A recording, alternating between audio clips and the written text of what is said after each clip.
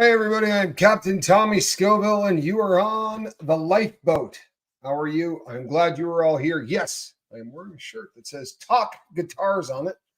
I do not play the guitar, but I do like free stuff as much as the next guy. And Johnny is now working with Talk Guitars. So I'm gurning everything I can off of Johnny because it's what you get for getting burned constantly. Hello, I believe. Let me back up. Yeah. Let's see. Christina.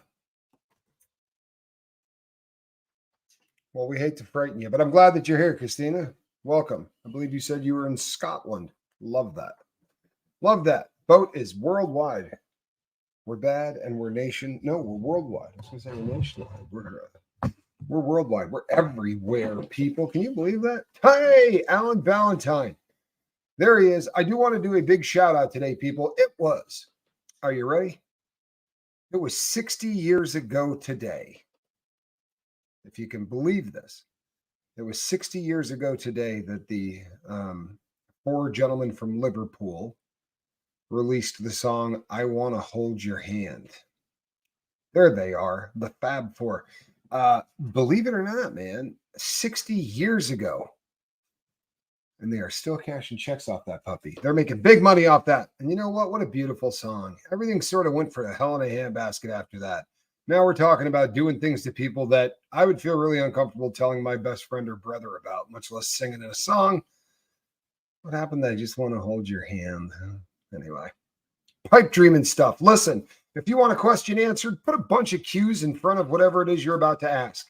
Because I'm just going to shoot the breeze, people. This is going to be one of those nights that we just kind of hang out. But you can get your questions answered if you just put a bunch of cues in front of what you're doing. Because then Calhoun will know it's a question and he'll throw it up there. And if that happens, then I'll answer it. See? It is all coming together. And now I can hear him too, which is frightening. See, for a while, I could just be the dad because I didn't have him wired up for sound over there. So I could sort of shove him around a little bit more. But now the kid's starting to gain a little traction, which is frightening. You know, he's got all the equipment and everything. Queen of Awareness, good to see you. Kathy Womack, glad you're here. How am I today? Well, that's an excellent question. I'm going to be really honest. Christy Caldwell, I am so embarrassed. I got to tell you Christy Caldwell's story in a second. That's awful. It really is. It's awful. But how am I feeling? I'm going to be really honest. Right now, so I've been having some heart flutter stuff. Not the end of the world, and it's almost always traced to dehydration, right? And I do get hello, Sarah. I'm glad that you popped up to say hello. That's awesome. The lurkers that say hi make me happy. Yeah, so I almost always trace it back to dehydration because I get really into what I'm doing and I forget to drink stuff. And Johnny rides me about it pretty decently, right? He makes sure it doesn't happen. But I drink a ton since the first flutter started. And it's just been, yeah, I know. I gotta hydrate more. It's gonna be a big thing for me in 24. It's gonna be all about drinking, seeing how much water I can drink in 2024. Squirrel has been affectionate today, but almost a little bit too much. So she's just been all over me. Jonathan, that is a great question. That really is. That is a great question. I don't get it. I'm sure that I'm a simpleton, but why would dealers put fentanyl in drugs that will kill their clients? Isn't that bad business model to kill your clients? You're damn right it is. It's a terrible business model to kill your clients. So the question becomes, why would somebody do that? And what's even stranger is this. If you send the product across the border and it kills, say, 6% of the people that you send it to, 350 people a day, the next batch, you back it off a notch, right? So it doesn't take everybody out. You back it off a notch. They're not doing that. They're making it stronger. Each time we get a subsequent batch across the border that we're able to realize it is the next manufactured batch, then all of a sudden, you know, you start to realize they're not trying to put stuff on the street to get people high. They're putting up this stuff on the street to kill people. Sadly, that's the truth. These pills are pressed on the Mexican side of the border by the cartels. That doesn't make sense. It really doesn't. It would be a whole lot easier to smuggle this stuff across the border, probably in liquid form. It's the easiest way to get it across the border. And then when you get it here in the States, pill it up, put it into pill presses in the US. But they want to make sure that nobody's cutting it or making it any weaker. If you press it in a pill on the Mexican side of the border, it becomes very, very difficult to cut. So to me, this is an absolute assault on this country. That's all it is. It's the number one cause of death from the ages of 18 to 50. That's not an accident, I promise. Tinfoil Hat Tuesday. Christy Caldwell, let me tell you what happened, man. Christy sent me a text message. And it was one of those text messages that was important. You know what I mean? Like, hey, can you get a hold of me? Because there's some stuff going on, right? And people, I get it. I'm not joking. I get a text message or I get an email about every 45 seconds, right? Throughout the day. I'm not exaggerating. It's just absolutely remarkable. But I've gotten pretty good at it. So, but the problem is I put this to someone else, right? Because I'm not sitting and going back over my phone. I'm hauling and things are going and I got screens everywhere and I'm writing stuff down. So I called someone and said, hey, so tell me about, I'm not going to bring her business into here, but tell me about this. And I got about 45 seconds into describing this. And the person said to me, Tommy, you need to go to sleep. I have no idea what you're talking about.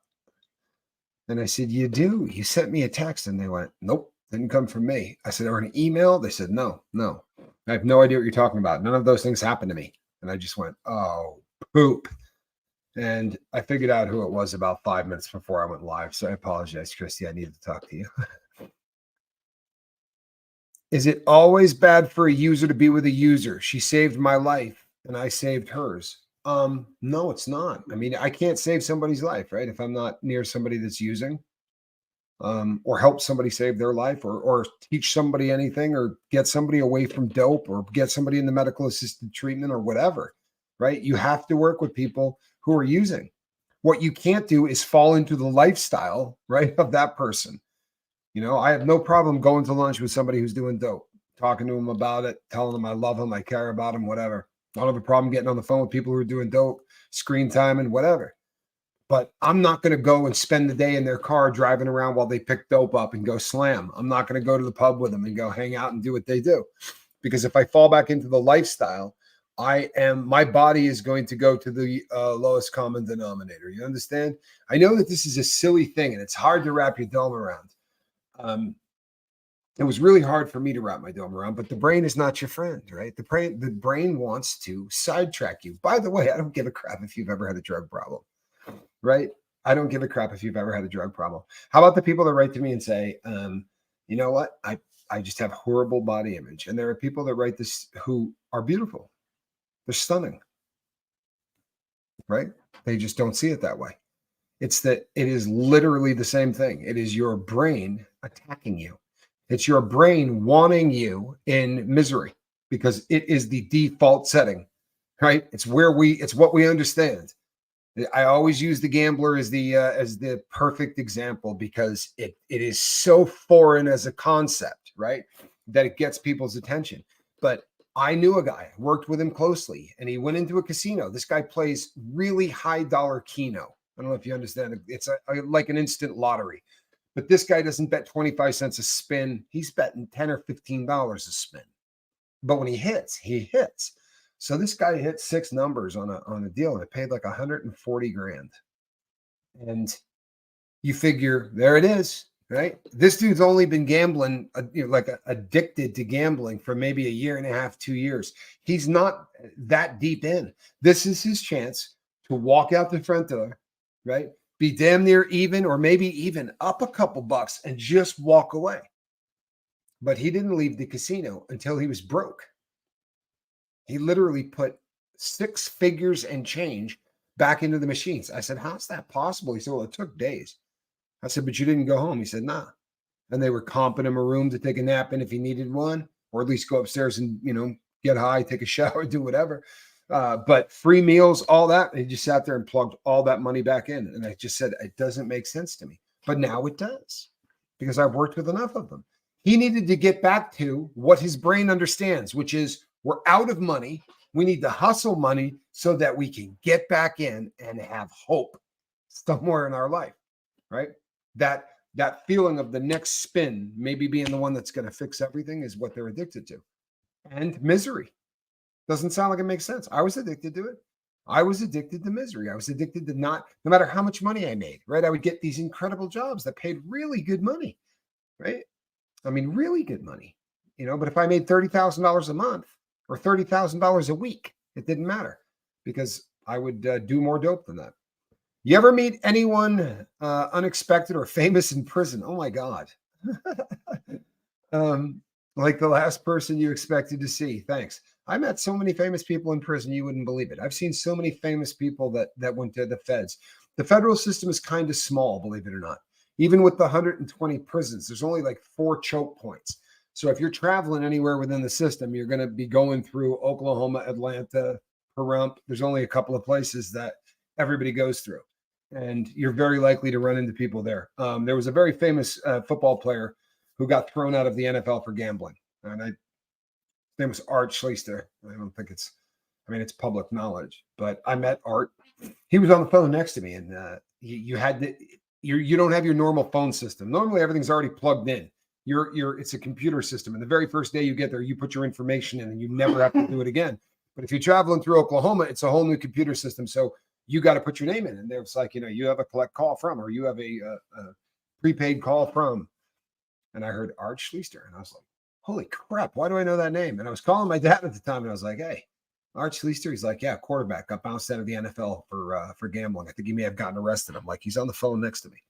But I sat down and the two of us shot the breeze. And but I met him. I met Drew Peterson.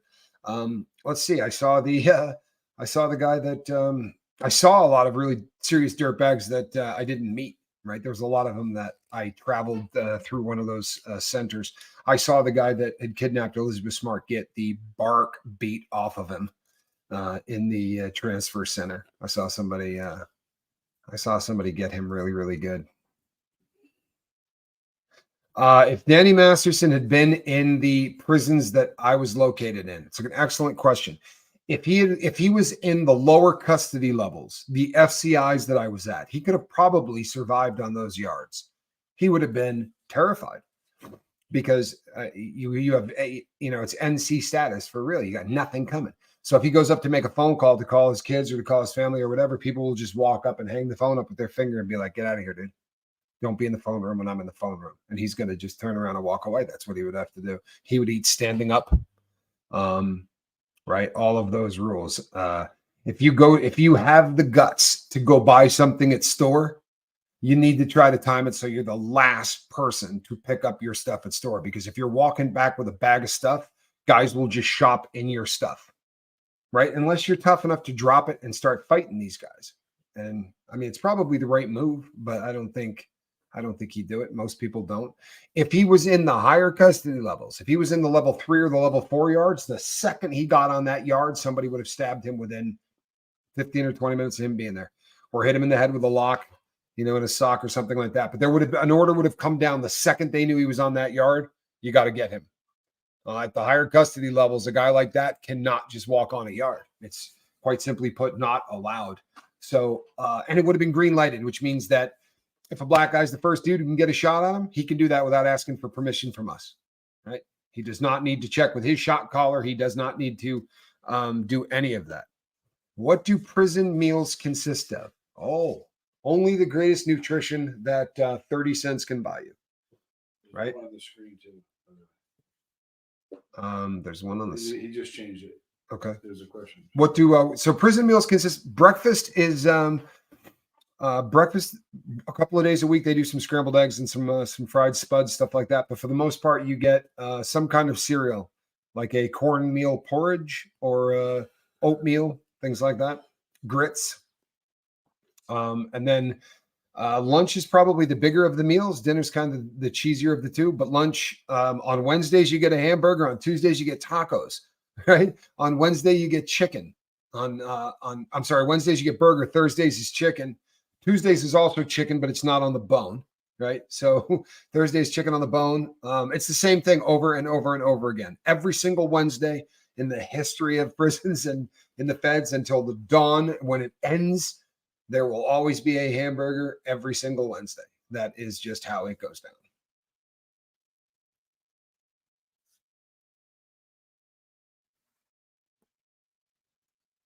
Yeah, you know what, Martha? He's a smart man. But what's scary is, because Martha has a story here that's my guy in prison just had someone steal stuff from his quarterly property. Yeah. from his quad, probably. He's probably living in a quad. If he was living in usually in cells, you don't get this much. But if you're living in one of those like dorm style where you got four or five guys to a cell, that kind of crap happens. And once again, because you're at lower custody levels, they don't put multiple guys in cells in high custody levels. It's you and your cellmate, and that's it, right? They do everything they can to prevent that kind of stuff from happening. But 5 more years for a hat. I mean, yeah, it's not worth doing the time. But see, at the upper custody levels, if somebody knows you had any kind of disrespect done to you, any kind, and you didn't do something about it, then you're in for a really bad time. But that's, again, only at the top custody levels. That really is only at the top custody levels. So it's not something that, yeah, Fish Friday. Every Friday is fish. That's right. Fish Friday. And Fish Friday used to be really, really, really bad. It's gotten better over the years. But a lot of guys don't like fish. A lot of guys claim to be allergic to it so that they don't have to eat it. But the food sucks. I'm not going to lie to you. The food is absolutely awful. Every once in a while, you'll get a yard where they're pretty good at it and they seem to take a lot of care in it. It's rare. I'll be honest. It's super rare. Russ, the feds did liver. I was in the federal system for my bank robbery stuff. The first time I went to the feds for bank robberies, that was when they were still serving liver, and I only ate it once. I was in the transfer center. I was on my way to a different prison. I was going through the transfer center in Victorville. So I wasn't doing time there. I was just getting transferred through. I was in Unit 1. And they brought this crap that looked like steak, right? Now, I've been in a county jail for 16 months fighting this case, right? So I look down and I'm like, holy crap, bro, that's steak. I was so damn excited. And yeah, cut off a big whack of that stuff and started chewing on it. And wow, it got out of my mouth as quickly as I put it in there. I'm like, that ain't steak. That's not steak. That's not steak. I never ate it again. Question: will the guards turn a blind eye while Danny gets the snot kicked out of him? You know, that's an excellent question. And what it comes down to is prison guards are human beings. So there are a lot of them that feel like guys like him get whatever they got coming to them. You hear COs, corrections officers, say things like this all the time. And we knew guards that would say to us, that dude right there. And we'd go, oh, no, I saw his paperwork. And, you know, the guard would go, no, you saw paperwork, but I assure you, you didn't see his. Or I even worked with a guy when I was in the kitchen and he would turn the computer on, right? And like he was slick because he wanted like plausible deniability or whatever, but he would turn the computer on and be like, oh, yeah, this is the program where you can look up anybody in the prison by last name or by register number. I'm like, really? He's like, yep, it'll pull their record up, everything. And I'm like, really? Yeah, no, really. Yeah, really. So sometimes we could get on that and look people up as well. But yeah, it's pretty nasty. Hey, Tommy, there's a really well-known here, at least, murder case I'd love your opinion on. Okay. A guy called Luke Mitchell was convicted for the murder of his girlfriend, Jody Jones. Luke Mitchell. I know this case. Why do I know this case? Luke Mitchell. You know what? I will comment on this tomorrow because I know this case. I know this case. That's all I watch, people. I watch a lot of true crime. It's all one camera. It's a dream for me, man. Like, this is the perfect gig. I can watch true crime all day long. It does nothing to hurt my head. I mean, it doesn't do anything to cause headaches. It hurts your head viciously. That's all the dumbest stuff, man.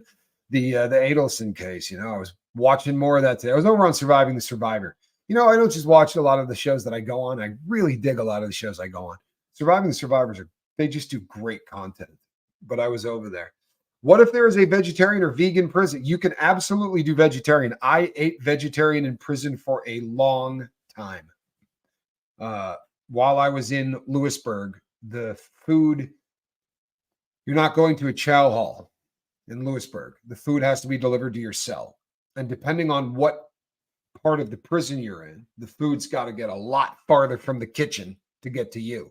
Now, they come in heated, I don't know what you would call them.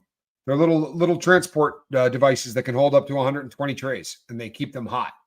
But cops have to plug them in for that, and they don't give a crap. So depending on what cop was on, the food might get there at 2:30 or 3, and they'll leave it with the door shut. It's going to stay warm, but it's not hot. You don't ever get hot food. Like I remember getting out of prison and eating the first meal that was hot and going, holy crap, this is hot. And it was a burger from McDonald's.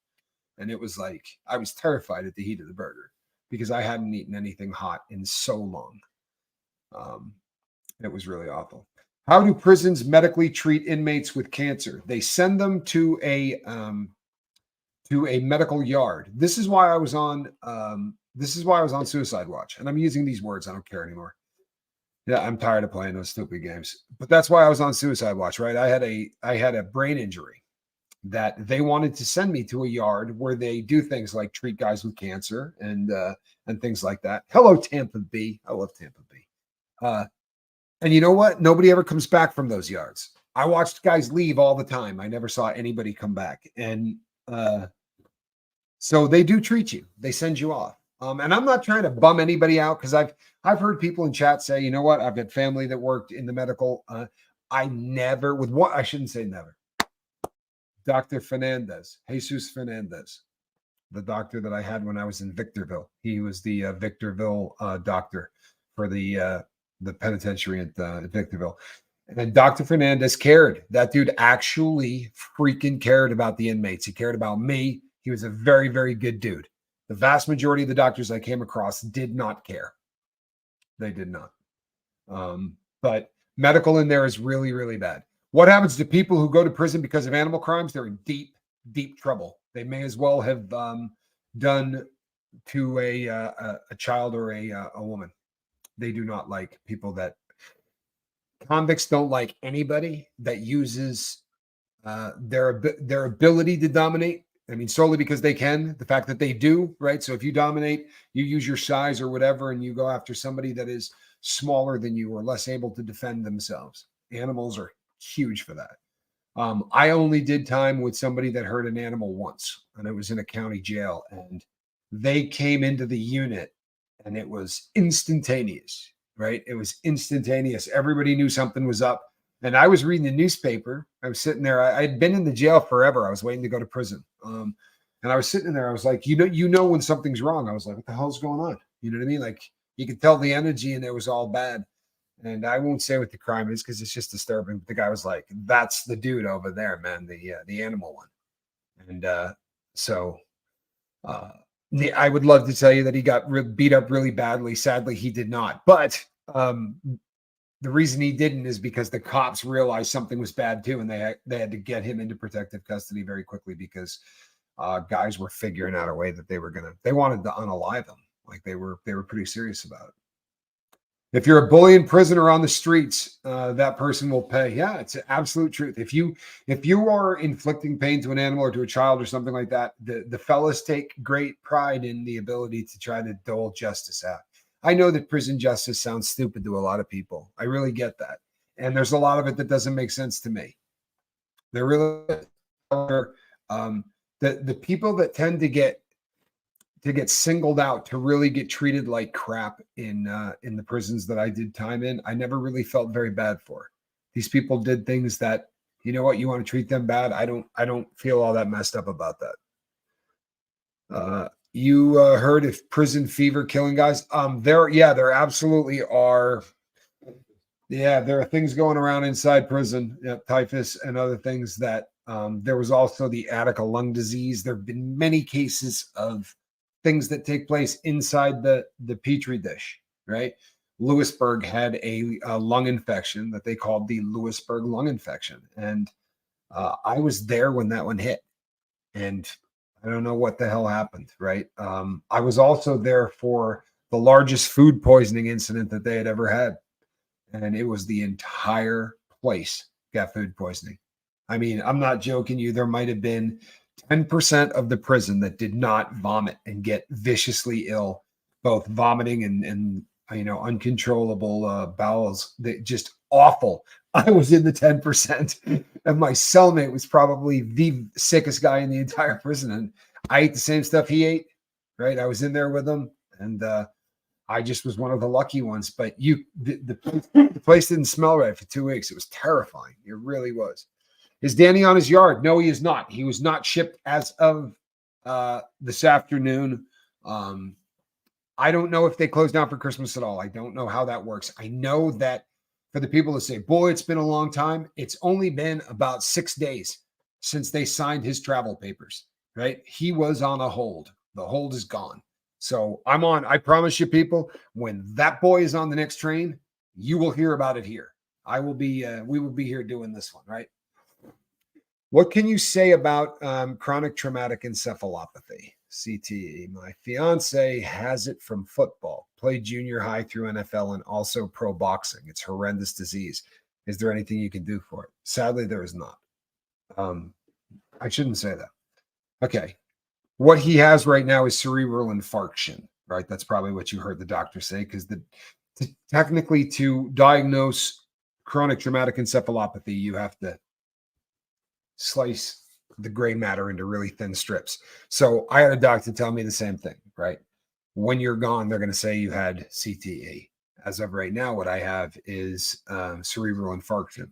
Now, when I got diagnosed, like the second that they pulled me in and told me this, they said to me, don't watch any more, television. Don't watch movies. Don't be going and doing anything like that, because it will speed the process up of the damage in the brain. If you begin to read instead of doing that, you can prolong how long before your brain starts to go. And I've lost a decent amount of memory. There are things that I've noticed cognitive decline. The people who have been on the boat with me forever will tell you that they've noticed cognitive decline. But that's, there are things you can do. Like, I don't go near a television set, for real. I mean, I can watch cartoons, I can watch single camera, but things that are edited like this, right? Or just the mind numbing, not trying to expand your mind at all, right? And very often the stuff that we watch that is made to entertain does not push us in any way. If you're watching something like a documentary, or if you're watching something that is going to require you to actually do a little critical thinking, it is a different thing. So there is some stuff that you can do, Sarah, to kind of keep it in stasis. There's definitely nothing you can do to treat it, sadly, right? It's just brain damage is really what it is. It's, it's too many concussions. And it depends also too on where his particular dead spot is. Mine were counter coup injuries, right? From hitting the back of my head on the ground, from over rotating backflips on skis primarily. But when my head would hit the back, all of the fluid in the back in your skull kind of catches that. This is how it was explained to me by the doc. All that fluid kind of catches that. And when it comes forward, it hits the front. That's the counter coup. Well, that's where my dead spot is.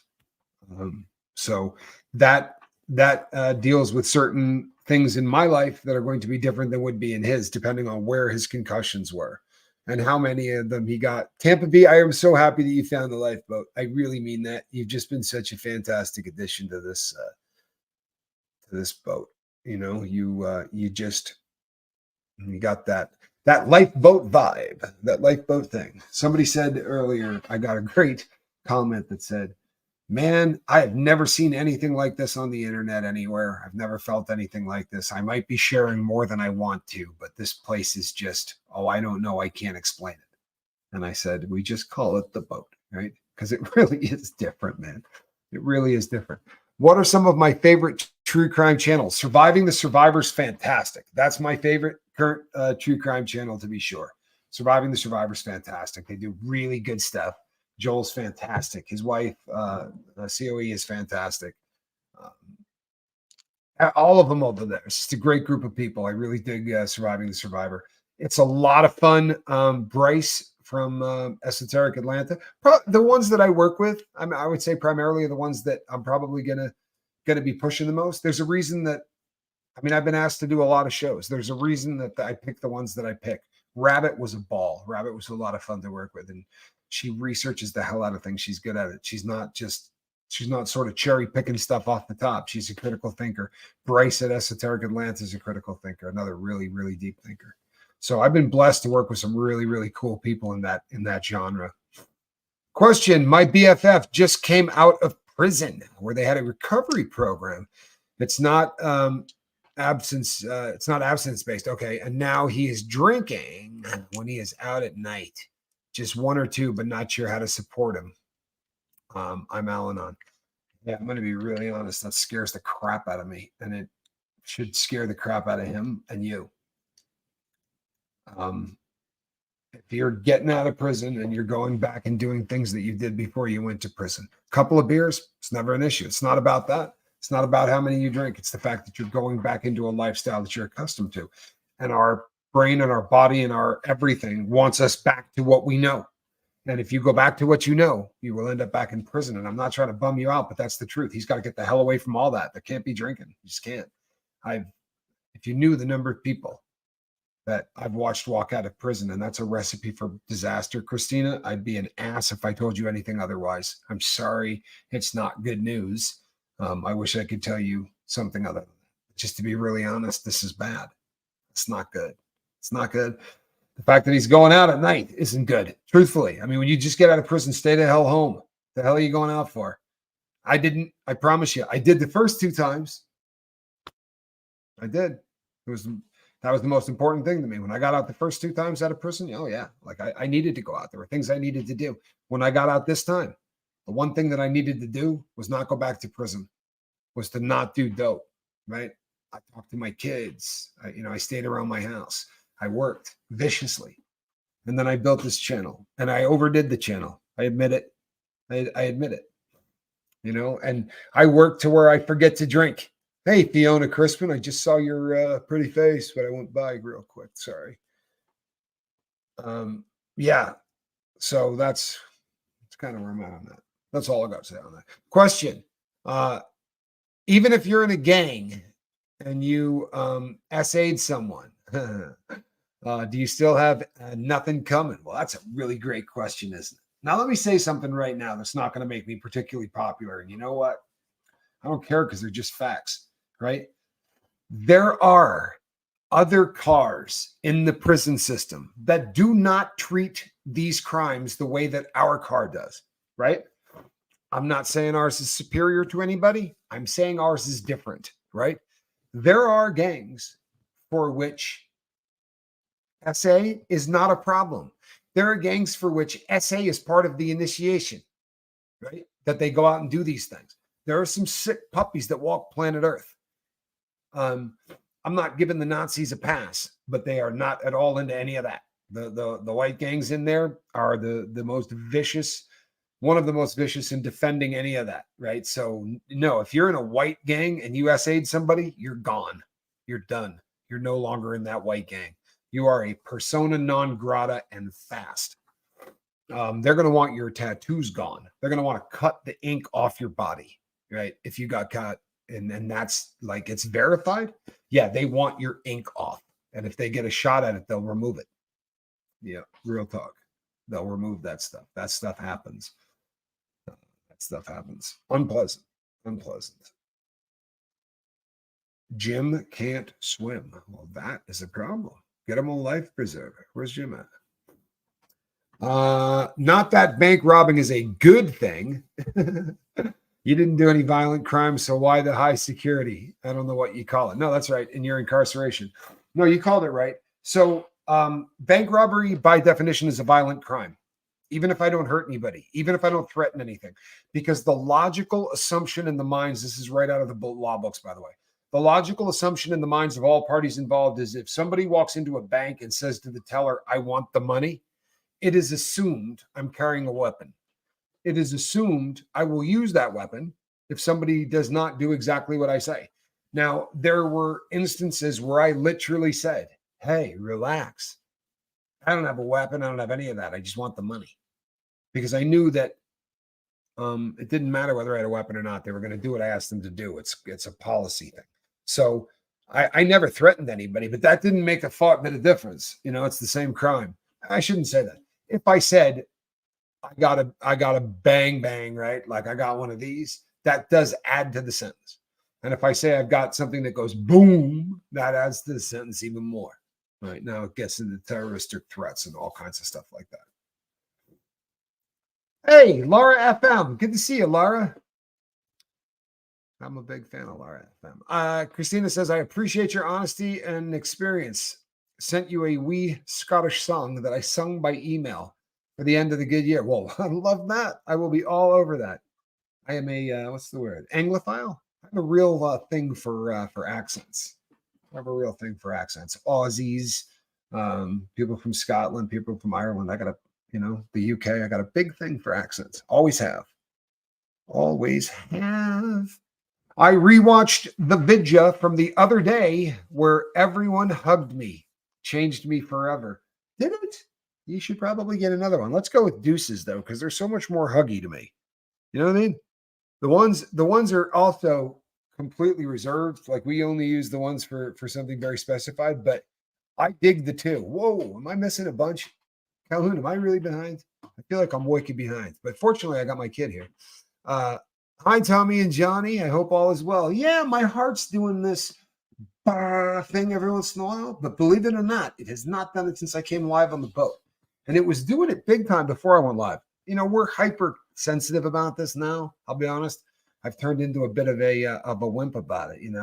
The flutter thing had been going on for a couple of years before I ever went to the hospital for it. But when I got dehydrated, the flutter kicked down and never came back, and I had to go to a hospital to get him to slow it down.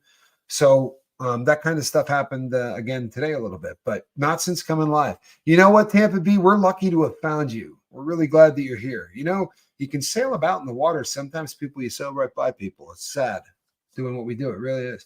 A lot of people, that there are people who show up because it's interesting that I robbed banks. And there are people who will never show up because I robbed banks.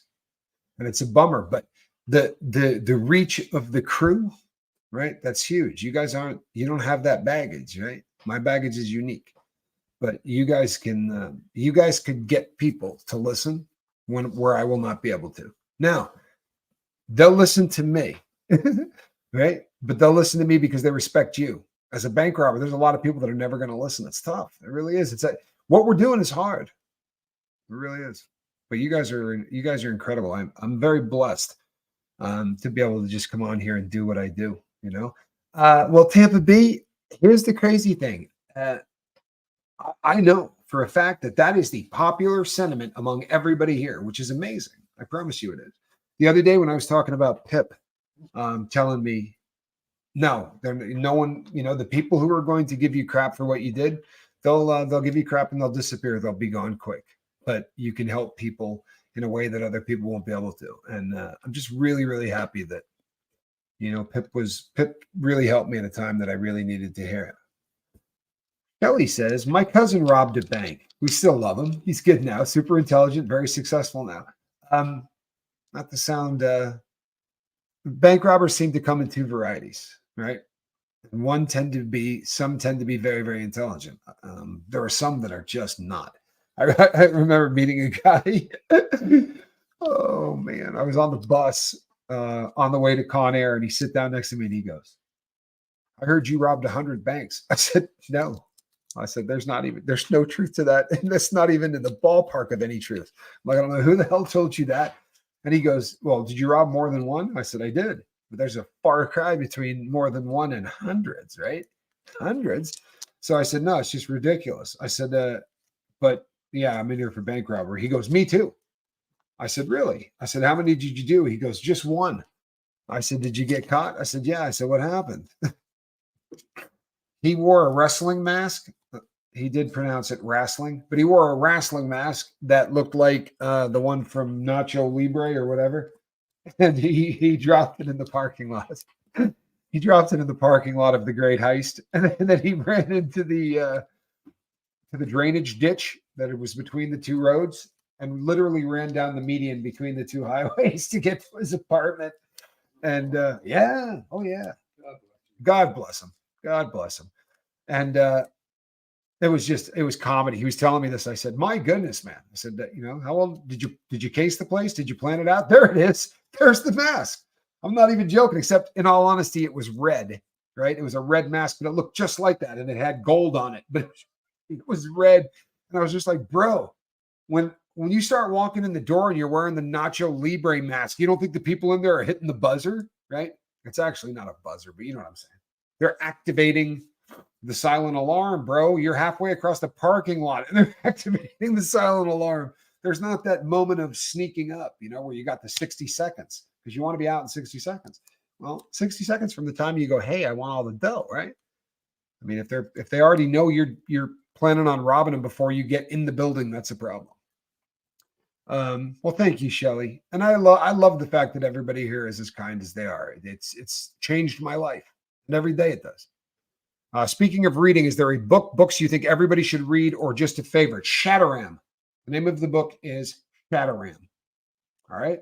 It's about an Australian guy who robbed banks and then escaped from prison. This is based on a true story, and it's epic.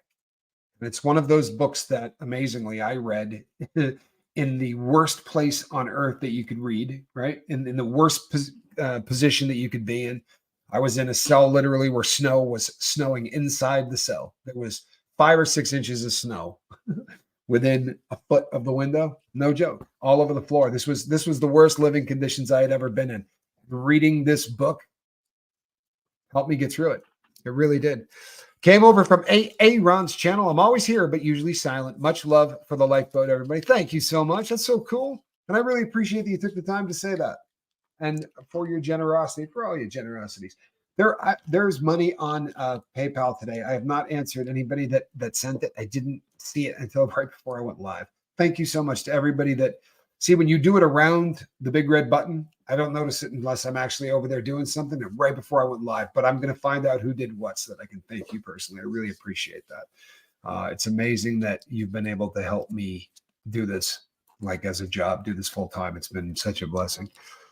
Have you talked to Aaron about Danny Masterson's response to the psych eval done in the prison reception? You know, cursory. We had a cursory conversation about this, but no, I have not really gone over it. I think he would like to talk about it live, and anything that we're going to do that way, he usually doesn't. We don't usually discuss it before we go live, and I kind of respect that because I think you do a lot better when you're not. What's the word I'm looking for? Rehearsing, I guess. But you know what? Boy, were we blessed with the collaboration that we did with Ron. You know, we really were. We were super blessed with that. The number of people that have come over, and more importantly, the quality of people that have come over. Yeah, my brother. If it was not for my brother, I don't know if I've ever mentioned that on the boat, but I didn't find Ron. My brother and I were having a conversation about an old friend, a mutual acquaintance of the three of us, right? My brother and I worked with a Scientologist, an OT8 Scientologist, a big dog. And a bit of a jackwagon, if you really want to know the truth. And what's the word I'm looking for? Kind of a freak. You know, this is not a kid's channel. I could probably even say this on the air. I mean, it's really foul. I wouldn't do it. Rutland. You see that? Johnny shot that down. I was going to say, let's just say, no, I got this. No, I got this. I'm going to tell this. You're going to love this. This is funny. Ready? This is a good one. Let's just say this. That's right, Martha. Let's just say this. I'm a really open-minded individual, right? I'm wildly open-minded, especially if it's just me and a lady friend. Spending the weekend alone with no one else around. I'm wildly open-minded. This cat, he took open-minded to a whole new playing field. A little more than me. There you go. Johnny cracks you up, Shelly. Johnny's a pool. he's my best friend on the planet. You know what I mean? We're blessed that we're brothers because I don't think. You know, we would never find anybody that would treat us as well as each other, right? And especially with the idiocy of the two of us, you know what I mean? If you ever watch the video where we drink the gallon of milk as fast as possible, right? This was at my house in Nevada, not the one that we bought down here, but the old house. And you can see my mother, like you can't see her, but you can see us go like this. Like I'm just finished hurling for about 10 seconds. It's hysterical. But you see me turn and look over. And that's the Scoville Brothers, right? Like we've been looking over at my mom, who's been busting us for doing stupid stuff since the 70s. And we just never. I'm sorry, Mom. Yeah, right. For real, Ma. Sorry. But it's just never really slowed down. You know what I mean? The beautiful thing about YouTube is that we're able to reach so many people and really get the message out there. And the other funny thing is that we're absolute idiots, right? Like In all honesty, what the hell would the Scoville Brothers do if there wasn't YouTube? Right? I mean, my bank robbing career is pretty much, I had to retire. The thing about bank robbery is once you've been caught the first time, they get pretty serious about how they track you. You know what I mean? Like the guns that I got busted for, they were looking for me, not for guns or for drugs. They assumed I was going to go rob banks. So they had been following me since, for all intents and purposes, the day I left prison. I got a whole team of people that just followed me everywhere I went, which was kind of a bummer. Bruce asks, I think I saw Bruce.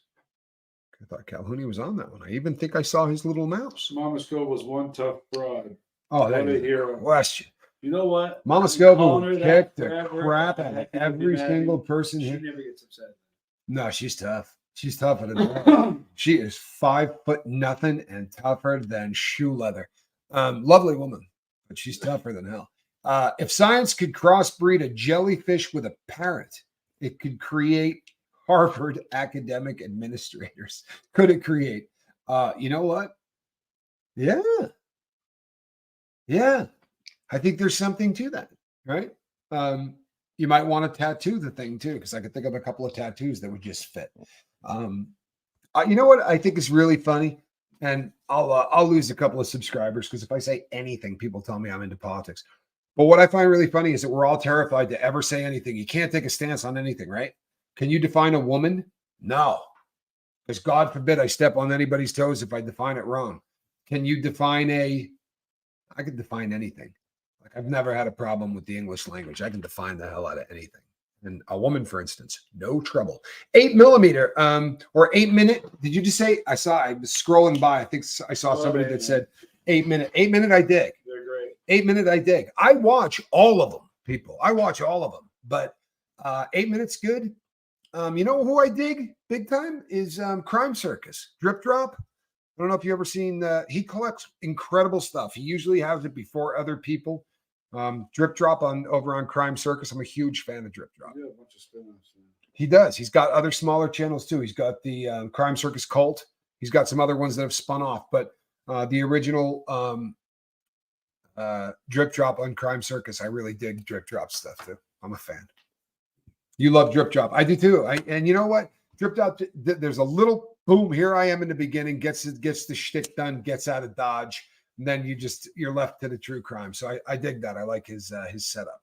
Of course, there's no room for me. I dig people that can work Captain Tommy in so that we can tell more people about connection, right? You understand the business model now, right? When I'm talking about true crime or prison, or I'm talking about Scientology or Danny Masterson or any of that stuff, I have a question for you. I'm just trying to build a bigger boat so that we can bring the message of connection to more people. Shelton asked this earlier. If you could meet Corey Feldman, what's the one question you'd ask him? If I could meet Corey Feldman, what would be the one question that I would ask him? This, people. That was the Jeremy Shelton question, just so everybody knows. Yeah, this is a solid question, right? This is a solid question. And this is an important question. First of all, before I answer this, he's not the comeback king. Right? Not for nothing, people. But I mean, he started in 50 films, right? Then he kind of went away. And came back with a half-assed musical career, and this makes him the comeback king. Not for nothing. Do you realize where I've been? Right? If there's a comeback king around here, right? I think if I had to ask Corey Feldman anything, I would say, how dare you have the huevos to call yourself the comeback king while I am around, coming back from what I came back from. And no, if I could I'm being facetious, obviously. I would ask him now. I assume 51 films. Thanks, SJ. Yeah, that cost me. If you may remember, SJ, I know how many films it was. I mean, at least I was proven incorrect on how many films. Didn't I eat a 100-year-old egg salad sandwich behind that crap? That was lovely. Oh, no. What I would ask Corey Feldman is this. No lie. Like, I want the real truth. What's your sobriety date? That's what I'd like to know, because he has not been honest about that. And that's, I find it really odd. How do I think BTK was treated in prison? There's a very odd thing with serial killers, right? It's It's a really odd thing with serial killers. If there is a sexual component to the crime, if you just go out and whack people, they're respected. I know that doesn't. I mean, it doesn't make sense to me. I can't imagine it would make sense to anybody on the outside, right? But it doesn't. But that's how it works. But if there's a sexual element to it, so BTK would not do well, like any of the yards that I've ever been on. But I am sure that he is in absolute. I believe that he is in absolute isolation. They can't have him near anybody. He's got to be protected, really protected. Tommy, stream of consciousness tonight. Yeah, right. The story about the freaky MLM guy. What I was saying, because it's about all I can get away with, Martha. You know what? Here's the deal. He says to us one night as we're getting ready to leave a bar. We were in Utah. In the middle of a really driving snowstorm. And you know what? I was making a fortune at the time. We were really making a lot of money. And he said, I got to leave. If we don't go down the mountain now, it's going to get so dangerous. And I mean, there was like 3 feet of snow outside already. And I was like, you know what, bro? Look, stay. I'll get you a hotel room, right? No big deal. I'll get you a hotel room. That dude and his wife stayed for a week, right? A week. They're up there ordering room service, partying their butts off. Like, it cost me thousands of dollars. It was a bummer. But as we're getting ready to leave the bar, he goes, hey, so what are you going to do? And I said, well, I'm going to head back to my house. I got about 5 or 6 people that are going to head back there. I've got access to a vicious 4-wheel drive that's going to get us home. I had a friend with an H1. I said, I'm going to brave the storm. I said, but, what are you going to do? Just lay low? I said, you can use the facility or do, anything like that. And he said, no, I think I'm going to go back into the room and I'm going to look for stuff in the hotel room that my wife can. There's just no nice way to say it. He wanted everything in that room, if possible, crammed in his fundament. How's that? How'd we do? Did I get away with that, Calhoun? My son's shaking his head at me like, Dad, did you just really say that? Yes, I did. Yes, I did. How about that? Yeah.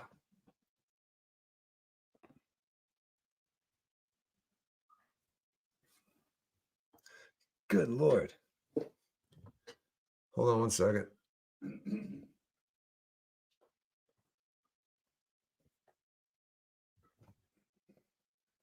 Yeah, amen.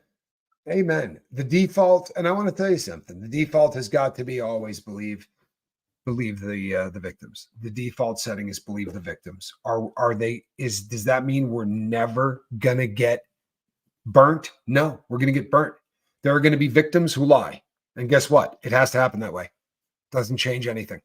We still got to believe them because the number of people that are going to abuse it that way and lie are going to be a whole lot smaller, right, than the alternative. It's just one of those things that we got to do, right? And then we all have to kind of be discerning. But the first move has got to be default, right? He must have a good proctologist, says SJ. Chris B says, I'll take butt play for 100, Alex. Yeah. Apparently you've met our friend. Yeah. See that, Johnny? Johnny leaves the room and you guys figured it out. I didn't even give any hints or anything. Right? Just happened, Johnny. I left and he bopped off with, yeah, I was actually really good. Cap Kansas says, Amber H lied. True story. And as I said, it's going to happen. I'm going to tell you something. I've had it happen to me. How's that? But that doesn't change anything. You still got to go with the default setting. There are going to be people, especially if you're around people who are getting high and doing drugs, and you get a lot of people that struggle with sometimes, they don't have the most stable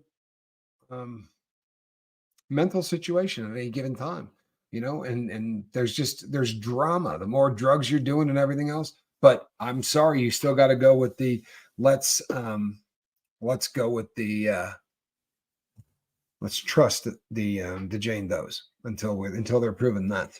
We're always going to have to go with the default. For too long we went the opposite route, right? We were like these freaking countries in the Middle East where in order for an essay to have taken place, you need 9 witnesses and that kind of just, buffoonery and evilness. Amanda, what was that? There was a question there from Amanda. Sorry. Do you think we could get Q on the phone during a live? I would love to warm his heart because he saved you. He gifted the world and you with this boat. I'll tell you what. His mom records literally every single show that we do. You know what I mean? Like watches and then she kind of sort of cuts and pastes cool things and writes to him. Occasionally, we're able to get him on. I talked to him, I guess, 2 days ago, and they're working around the clock at the factory. And I said to him, could we not maybe get you on a live where you could just say hi? And he said, I could probably get on one and listen. He said, I'd be pretty scared to have anything that's evidence. You understand that when he's calling me from there, people, he's fracturing the rules, right? When he calls me, he's supposed to be calling me from I know I'm squinting. I know, and I got busted. And why is it always somebody pretty that busts me? It could have been a guy, and I could have been like, hey, you know what? Beat it. It's got to be some. I'm sorry. I wear my glasses. And I know you're right. It is almost over, but I should have glasses on. And these aren't the right ones. These are the new ones. And holy Hannah, I cannot have these on. That is just not going to work right there. All right, I'm going to squint. So it's like a Clint Eastwood look. We can get used to it. Wow, that does bring us almost to the top of the hour. Sure do. Yeah, almost do it not? We have family waiting. Oh, look at that cat. Look at the face on that kitty. Wow. Lord Kiss Freak just sent me the most beautiful pictures. It's a beautiful cat. It's a tortie. Wow, she rescued a tortie named Momo, and Momo is a absolutely beautiful cat.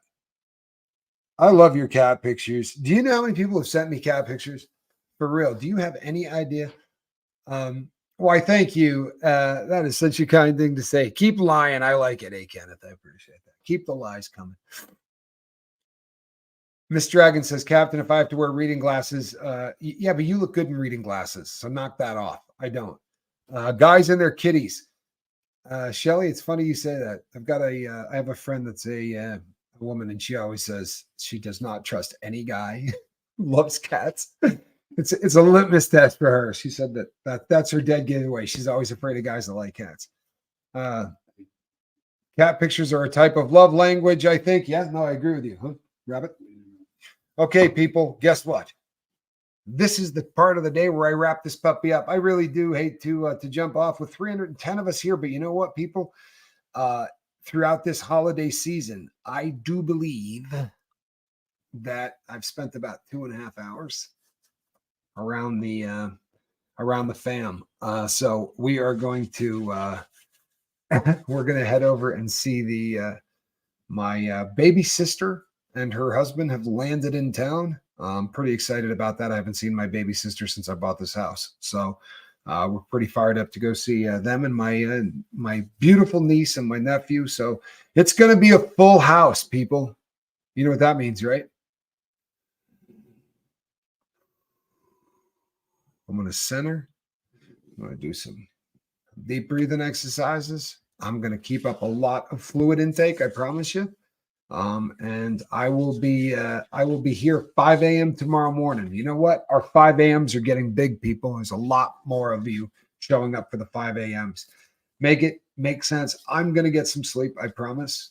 I promise. It's a love fest. Yeah, the morning ones are great, man. They really are. They're fantastic. Do you see 300 people at the end of this? All of you stuck around to the end. And the 4 or 5 of you that left early did not get to see the star of the show, who is currently hiding her nose with her paw. Do you see that? I sure do. I'm hoping she remains in that position because it is so cute. Can we see that? Oh, no. You unhappy? Where's that kitty? There you go. There you go. Oh, she's a good girl. That is a happy cat. And she just parks it in that basket. If either of us are filming her here, the squirrel is just in the basket. She is the cabin kitty. And okay, look around. I'm working on getting another one. Stay tuned. All right, everybody. Thank you for the support. Thank you for 2023 and giving me an opportunity to do this full time. You guys rock. All right. I'm Captain Tommy, and we'll see you on the next one. Bye-bye.